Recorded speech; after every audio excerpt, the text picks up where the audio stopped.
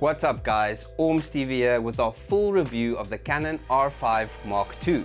Now in this video we're not going to bore you too much with the specs as we've done that in our previous video, but what we want to talk about is what this camera is going to give you in certain and specific scenarios. Yeah, essentially we feel it's more important for you guys to get an idea of what this camera can deliver, what the output is, and more importantly, what we think about it.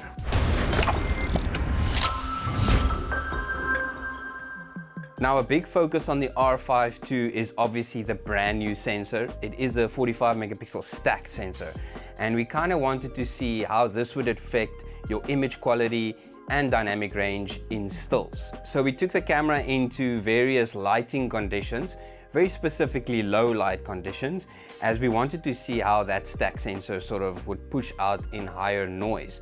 So we went out to Blues Fencing Club, which is just around the corner from us. Shout out for Patrick for hooking us up for the night. And as you can see in the environment, it wasn't like a perfectly lit studio. It was just overhead lighting, and it was sort of sunset time as well, shooting at fairly high ISO. And obviously in the portraits, as you can see, the noise is there.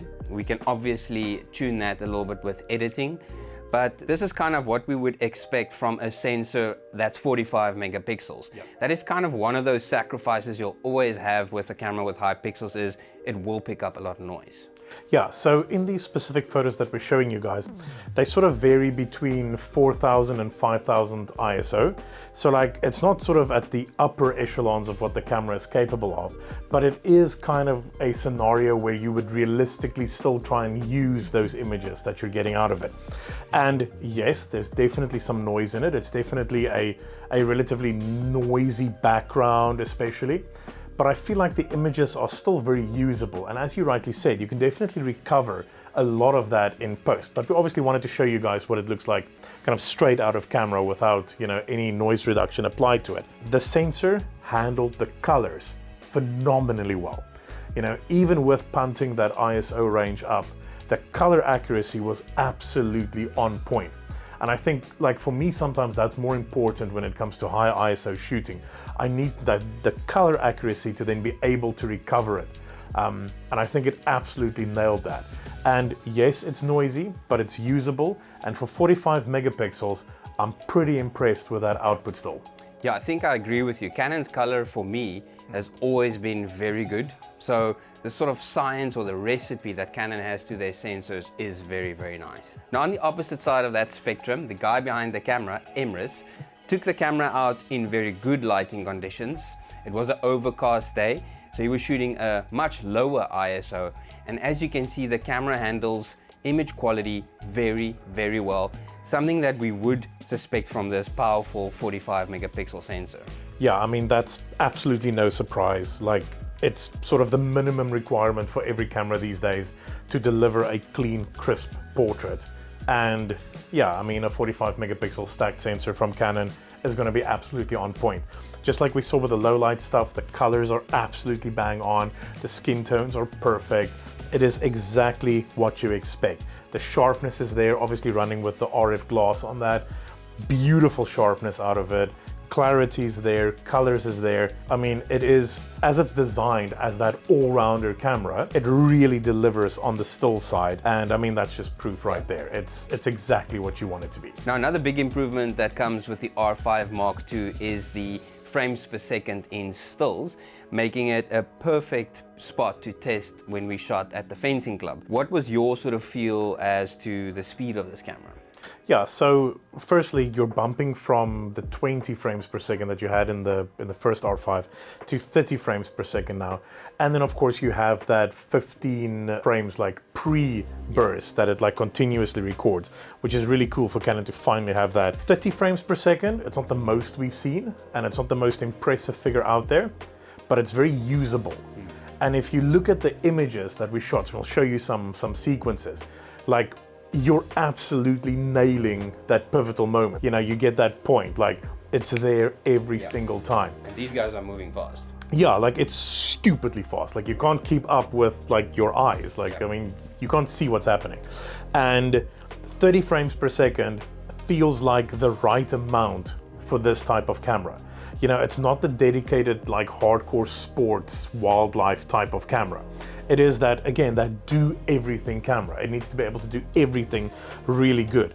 And 30 frames per second is plenty to do everything pretty good. It'll do sport, it'll do the wildlife stuff. The buffer has plenty of depth in it, you know, so you can just keep shooting. It's perfectly nice and perfectly usable. Yeah, and even though, like you said, there's competitors maybe shooting more, but what you should remember is that this is 45 megapixels. Now, if you're shooting 45 megapixels at that high burst rate, you don't want to have masses and storage of hard drives that you sort of back up at your studio. So 30 frames, in my opinion, is more than enough to ensure that you get the right shot. Yeah, and I think, like we mentioned it in our previous video, like, sure, you can chase specifications, but in cameras like this, it's more about that accuracy. And again, we'll talk about the autofocus thing later, but couple that autofocus performance with the speed in this camera, and you have incredible accuracy. I mean, we've got reels and reels of 30, 60 bursted, you know, sequences, and every single thing is a usable image. And I think like that's really what's standing out for me about the speed in this unit. Okay, so once we've now looked at all the images, the other thing to obviously talk about is going to be the video performance within this unit. But I want to kind of straddle it a little bit and start off with something that still has very high relevance to the stills department, and that's the IBIS that's in this unit. And I'll say that, I'll cover it on the still side, and I'll say that it was so good that I didn't notice it, if that makes sense. Like, even shooting with like the 70 to 200 2.8, shooting indoors, like, it just is stable. There is nothing, there is no movement on it.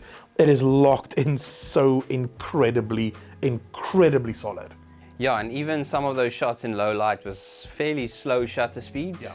And like you said, that 70 to 200 performed really well. Phenomenal. Yeah. So what are we looking at? 8.5 stops on this? Yeah, it also depends on the lenses. We were using RF lenses specifically. Just remember that. Obviously, when using the adapter, that can possibly change if you're using older EF lenses. But yeah, we were shooting RF 70 to 200. On the video side of things, I was shooting with a RF 24-105. And also the RF 1535. So all L series professional grade lenses with stabilization. And I have to agree with that. Like, shooting a lot of these videos handheld, fairly low light, the IBIS in this, for both photo and video, was very, very good. Funny enough, in some of the gym clips that I shot, I actually added in camera shake because it was almost too stable. And it was all handheld, so I added in a bit of camera shake just to get that little sort of like action feel and movement to the clip. So yeah, well done on Canon on the IBIS, it's really decent. No two ways around it. I think they've nailed it. Now, in terms of the video quality and the actual output and the performance, you shot like 99% of the video clips we've got here. So plain and simple, what do you think? Okay, so the video is a big one. But the first thing I wanted to test is see how this camera performs in various ISO sort of settings. This is a stacked sensor, so coming from the R5 one, there should be a noticeable difference, and that's in low light performance and obviously dynamic range as well. Now, Canon says this is a base of 800 ISO, so this is where the camera is going to perform the best in terms of low light and in terms of image quality when shooting in video. So we did shoot some of the video clips you see now in 800, but many of the scenarios was in low light. So I tested it in 4000. ISO 4000 is pretty high, and it's actually very, very clean in 4000, interestingly enough. So it's not a dual base ISO like we see with some other cameras on the market, but at 4000 the camera definitely performs very well, very clean. You almost lose no contrast. Generally, when you push the ISO too high, you definitely see a loss of detail. And some of the shots was even a little bit underexposed. And this is something where I would say the C-Log 2 helped me as well, so much. C-Log 2 is added in this camera, and your highlights in terms of clipping very safe, no issues there. There's a lot of shadow detail, so pushing that information up, the image came out very clean. Yeah, in that couple of shots that you did in the gym, again, like your 4,000, super clean. Yeah. And then there was a few that you bumped up to like 12,800. And there you can see a bit of contrast loss. Yes. But even that's pretty good. Yeah, it's definitely usable. Yeah. There I wanted to kind of test the camera in its slow-mo, so pushed it up to 100 frames. Obviously I needed to boost my shutter speed higher up, and there is where I had to push the ISO up to 12,800. And unfortunately, yeah, it's not a dual base ISO, it's not a triple base ISO, but you can definitely see a loss of image sharpness. You definitely lose a little bit of color, unfortunately, as well. But definitely, like you say, very, very usable. Now, all the footage we shot on this was actually all in 4K, and there is various selections of codecs in this camera, including 8K RAW, 60 frames and 30 frames per second. But I don't feel the need to shoot in 8K, to be honest, especially if we're just delivering it to socials and also YouTube.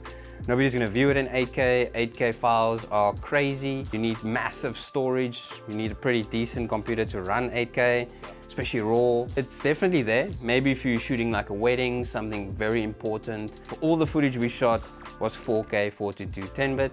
And it's really cool to see a couple of extra codecs added from Canon in this unit. So one more thing video related, obviously when the original R5 launched, there was some problems in terms of the heating. Right off the bat, there's vents in this one now, there's that dedicated grip that you could get that we showed you in the previous video as well, with a fan built in to kind of solve all of those problems. But again, you shot with it, bright daylight, real world scenarios, continuously. What was it like? Yeah, it wasn't summer hot. I mean, it was like 20 degrees outside, but it was all sun. Even though I was mainly shooting in the 4K 4:2 10-bit, 60 frames, there wasn't any issues. The camera never got hot to the touch, no problems. Obviously, we all shot at nighttime and pretty cold, no issues there. We weren't shooting long clips. And I think this is where the biggest issues are gonna arise with the R5 Mark II, is when you start recording like an hour long. We did some tests here in our studio, and roughly in 4K, in 10-bit, you can expect some issues here at the hour mark. You do get a warning at the like 40-minute mark, sort of heat warning pops up on the menu, and at the hour mark, definitely the camera shuts down and unfortunately too hot. In 8K though, which I think very few people are going to record in, but if you do film in 8K, obviously that time is much reduced, and the camera gets very hot to the touch. I'm not gonna lie. I don't know if it really means that, but there's a little hand warning with like a stripe through it, almost like you shouldn't touch the camera at that point. But the camera physically gets very hot, which is the first time I've felt the camera get that hot to the touch, but that was without the grip. And I think that's gonna be very important for people that do any long film recording, maybe like an interview or like a podcast kind of scenario. Get the grip, the one with the fan. It's gonna help you a lot. It's good to know that there's a substantial improvement from the first R5. And with that grip on it, I mean, you could pretty much eliminate any form of overheating issues. Now, while you were testing the overheating on this camera, we actually ran into some other problems with it, battery related. Yeah, the Canon R5 Mark II uses the new LPE6P battery, and as Canon said on launch, you do need it to film those beefy video modes. We weren't sure which modes, but we very quickly noticed when using a LPE6NH Canon original battery, you can only shoot in 4K 25 frames per second maximum in 10-bit, which is kind of weird. I mean, with the R5 II, you can do more than that, right? Obviously, there's other technology driving the power of this unit, but yeah, it's unfortunate that with the older Canon batteries, you are quite restricted. Can't shoot any slow-mo pretty much at all. And not only that, if you use any kind of generic battery, there seems to be the same issue, and you can't even switch on the camera with older generic batteries, which is very unfortunate. It will still be cool that Canon allows you to use the older batteries, obviously restrict some modes, but yeah, it doesn't even switch on. Yeah. That is the LPE6 battery. Yes. We took it to another level because obviously this being like a hybrid camera, many people might be considering this to rig it up, put a V-Lock battery on. So we kind of wanted to test how the V-Lock would respond to this camera. We powered it two ways. The first is the D-tap. So from V-Lock, D-tap, dummy battery into the camera. Yeah. Error 80, camera doesn't even switch on. You kind of stuck. So maybe that's a software thing. Canon will update, or maybe small rig V-Lock batteries will update their software, I don't know. Then we went V-Lock USB-C to USB-C to camera. Yeah. No issue, it's just pretty much power. So for now, if you are running a V-Lock with this camera, you will have to go USB-C. In terms of recording, there seems to be no issue with the USB-C power delivery. But just remember, if you are getting yourself an R5 Mark II, you will need to invest in that new Canon P battery. Now, another new addition on the R5 Mark II is this massive viewfinder. Really cool, very bright, very comfortable to look at. But one of the reasons it's so big is the eye control sensors in this. Essentially, you kind of calibrate the viewfinder to your vision, and that allows you to look at an object or person, and the camera will autofocus on that person. It's kind of okay. For me, it doesn't really work in practical, especially high-speed movement. I find it to be a little bit glitchy. I still prefer the camera's intelligent autofocus to kind of kick in, and for me, it's much faster and more accurate. And I think that perfectly sort of segues us into the autofocus of this camera, because that's another big one for the R5 Mark II. Yeah, so the big thing over here is that Canon has now introduced essentially AI autofocus, but they're not calling it that. It's dual pixel intelligent autofocus. And it has a whole bunch of new features, a whole bunch of added algorithms, all sorts of mathematical, technological things that none of us will ever understand. But at the end of the day, what it comes down to is that this autofocus system now has taken everything that Canon had, which was already probably the best in the industry, and just ramped it up another whole level, and just put them so far ahead of where everyone else is. We'll kick it off with maybe something that we couldn't test, which is the action priority, what do they call it? Ball tracking. Yeah, that thing. Yeah. So unfortunately, in the time that we had it, we couldn't get to any soccer games or volleyball games because it's winter in Cape Town and it's raining the whole time. So unfortunately we couldn't test it, but by all accounts it's phenomenal. It works out where a round ball is heading in your frame, and it prioritizes the receiver of said ball for autofocus, and it is supposed to be phenomenal. But what we did test was autofocus in most other scenarios. So I think we'll kick off with talking about the autofocus while we were shooting the fencing, because that blew my mind. It almost got freaky at one point because the camera was obviously learning what we were photographing. So these kind of human-shaped people, but with no head, just like this helmet with a flag or a mesh pattern on it. We shot a bit of that, and then we transitioned into shooting some portraits. And while shooting the portrait, a couple of the fencers had their helmets under their arms, and the camera went, that's where I'm focusing. Like, that's the head, that's where I'm going. So I literally had a face, but still went, no, for the last half an hour, that was the face, so that's where I'm going. And yeah, it's weird and wrong, but it's so incredible to see that technology learn and adapt to what you're shooting and making those corrections on the fly. Absolutely blew me away. And after like once or twice telling it no, like back to an actual face, it picked up again and it was eye autofocusing and locking on like it was nobody's business. Out of the box, when we took this camera out, I do feel like the autofocus for me was too twitchy. Yes. And that's where that sort of new menu, not new menu, but Canon revised the menu. They simplified the autofocus menu, making it a lot easier to kind of set your autofocus up. For me, I actually turned the autofocus tracking down a little bit so that it locks onto the target and sort of keeps that target in autofocus and not sort of jump around. Yeah, make it more sticky. Yeah, because when I was shooting at the gym, there's not just one face or two faces, there's many people in the frame. And the camera out of box, I feel like, was jumping too much around. Okay. Especially with boxes, sort of hand and gloves, Yes. or boxing bags sort of swinging in front of the camera. When you dumb down the autofocus a little bit slower, it sticks to that person. Even when the person exits the frame and comes back into frame, it stays on that person. And that's a really cool feature from Canon to do that. Now, before we get into our final thoughts and our conclusion about this camera, a couple of things we have to run through first. And number one is the cons. Yeah, so for me, when this camera came out, there wasn't 100% sure about what the base ISO for video on this was. For me, I was hoping a camera of this sort of caliber would at least have like a dual native or base ISO in the video mode, just because a lot of competitors have it. And in today's industry, you need to kind of be shooting photo and video most of the time. And obviously this is, as officially with Canon, it's only 800 base ISO. Having a second higher up would be amazing. But as we said in our video now, that 4000 seems very clean. Yes. We've seen with the C400 that is a triple base ISO, so Canon has that sort of technology, and it almost feels like they're limiting this with not having a dual or triple base ISO. But on the other side of the coin, we know this is an R5 Mark II, and it's not an R5 Mark II C.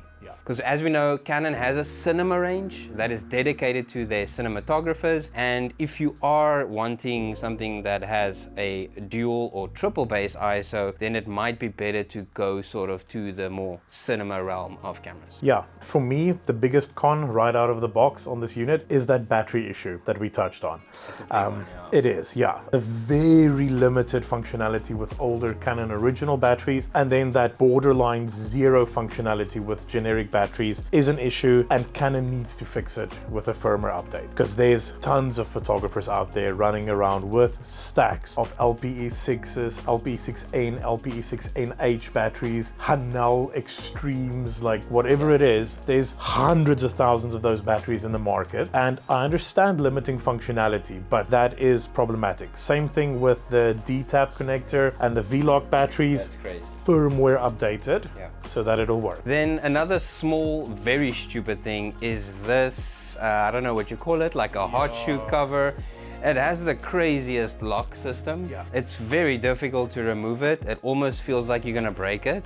And sometimes doesn't feel like it's in all the way. Like, it's very weird. Like, I don't know why it's there. It's a bit awkward, Yeah, in the week that we've had this camera, I have not been able to get it off once. And now I've just left it, and it looks like it's sort of half on there. Is what it is. Yeah. Now, just a reminder that if you want a full detailed spec video on the R5 Mark II, check in the link in the description. It'll be there. It was kind of as the camera sort of launched, was available to the public. We did like a full spec review of the R5 II and also the R1. Looking back at the R5 Mark II, shooting with it for a couple of days, it is a pretty decent, very good hybrid all-round camera. It covers a lot of things. And you know, I like to keep everything very short and sweet to the point. Amazing stills quality, amazing autofocus, new autofocus as well. Very good stable video in this camera as well. The image and the color that you get out of the sensor is phenomenal, as we would know Canon. There's nothing I can really fault with this camera, to be honest. Even though there's a couple of cons, it's very minor things. It's things that can be changed, even like you said, with firmware updates. Overall, a very good Canon launch, I would say, for the R5 Mark II. Almost like probably the new favorite camera. Even though technically there's one or two models above this, R3, maybe R1, but the question is it really above it? And I think that's where this camera is going to shine, because it kind of takes the shine away from the R3 and the R1 in some ways. I couldn't agree with you more. There is a lot of talk that this should be Canon's flagship, and you can kind of see why. It has that sensor technology. It has the megapixel count. It has the speed. It has virtually the same autofocus system as what we're going to have in the R1. You know, I can't wait to get my hands on an R1 to see what's actually different, but I think we're going to wait another month or two before we get that privilege. What I think Canon's done here is try to create a camera that is the best it can possibly be while being a camera for everybody. And like you rightly said, you have the amazing stills performance. You have really solid video performance. Yes, a couple of niggles, but nothing major. Like the video output is phenomenal. You jump over into that autofocus performance and you have, in my opinion, the best autofocus on the market right now by a big margin. It's no longer nearly as tight as it was before this thing came out. For me, that's really critical because, as I said in our first look video, linked below with all the specs in, you don't necessarily need to hunt down the best features and the most incredible new tech that money can buy. What you need if you're a working photographer is a camera that delivers results time after time after time. Accuracy, quality, and a reliable output. And this does that almost better than anything else on the market right now. The quality is there, no two ways around it. The autofocus is there, the speed is there. And that combination gives you a repeatable result time after time. And I feel that when all is said and done, as a working photographer, a working videographer, a working content creator, that is a lot more important than all the frames per second in the world. And I think that's what Canon's nailed here. And that makes this a really, really good camera. And it might just be the perfect camera for everybody.